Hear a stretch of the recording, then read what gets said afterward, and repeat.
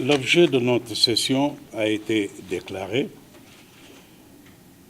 Il s'agit pour nous d'abord de féliciter le Sénégal pour son accession au partenariat pour le gouvernement ouvert. Mais aussi se réjouir parce que vous traduisez aussi l'esprit et la vision dont j'ai parlé au tout début de mon intervention. Vous avez choisi de venir nous dire voilà les enjeux de cette accession. Voilà ce que cela veut dire pour le gouvernement sénégalais et pour les citoyens sénégalais que le Sénégal ait été admis dans le partenariat pour un gouvernement ouvert. C'est aussi ça la bonne gouvernance, que ceux qui ont été élus puissent dire voilà la vision que nous avons, voilà où nous voulons aller et voilà comment nous voulons y aller.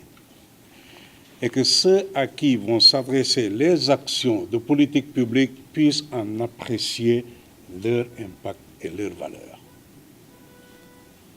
Donc, toutes nos félicitations au Sénégal, mais aussi à vous pour ce choix que vous avez fait de venir échanger avec nous sur quel est l'impact, quelle est l'implication de cette accession au partenariat pour un gouvernement ouvert. Le deuxième objectif, c'est il y a un cadre institutionnel pour le suivi budgétaire qui a été mis en place par le gouvernement du Sénégal et qui regroupe l'État, la société civile, le secteur privé, les collectivités territoriales, tous les acteurs du budget. Et alors, ce cadre, nous l'avons au niveau national.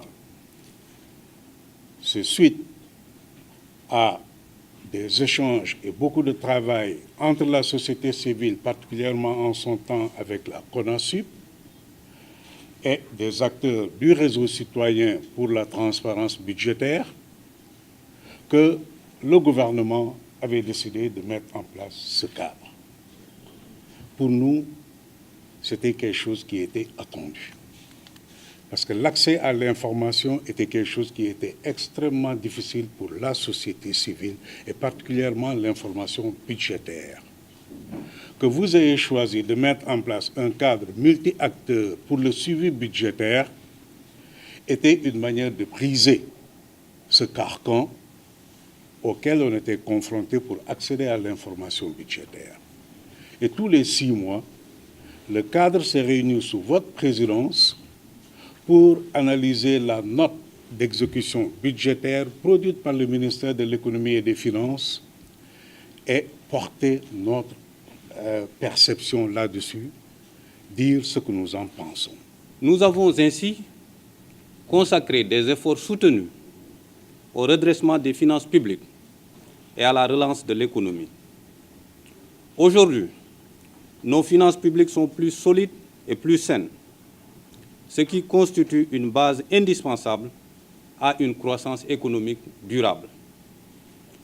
Notre défi est à présent d'assurer un développement à long terme en créant un environnement favorable à une croissance inclusive et en maintenant la solidité financière pour l'avenir.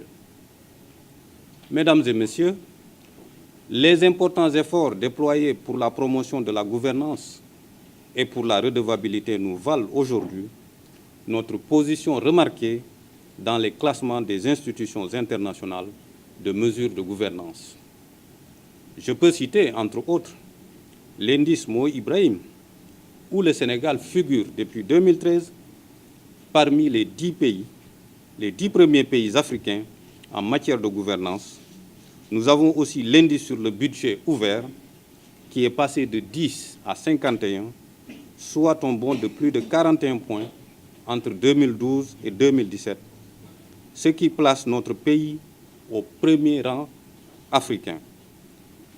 Nous avons aussi l'évaluation réussie dans le cadre du mécanisme africain d'évaluation par les pairs, le MAEP, et l'adhésion officielle au partenariat pour un gouvernement ouvert en juillet 2018.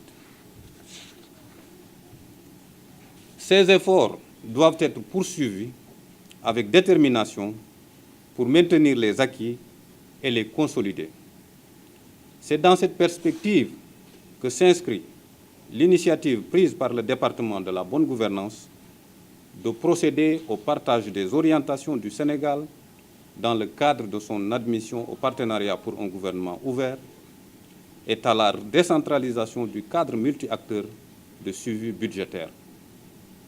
Mesdames et messieurs, l'atelier qui nous réunit aujourd'hui a pour objectif de procéder d'une part à un partage d'informations sur les enjeux et défis de l'admission du Sénégal au partenariat pour un gouvernement ouvert et d'autre part à la validation du mécanisme de décentralisation du cadre multi-acteurs de suivi budgétaire.